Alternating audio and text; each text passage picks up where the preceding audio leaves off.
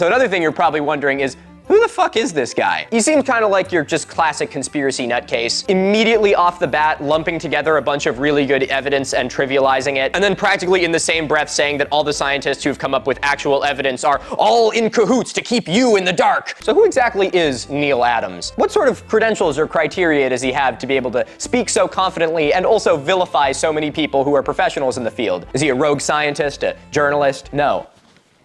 He's a comic book artist. Oh, sorry. He was a comic book artist. Neal passed away in April of 2022. And now because this is only within a couple years of this event, I feel the need to make it clear here that this is not meant to be, dancing on Neal's grave. I know that all of you are firmly aware of that, but I know that if I didn't address it in this video, there's a chance that some people would think that I'm being irreverent. So I just want to address that up front. So that being said, I'm going to try and be a little bit nicer to him as a person within this video, but that's not going to give any credibility to his theory. And frankly, this theory has 2 million views, and whether he's alive or not, it is still out there and it is still incorrect.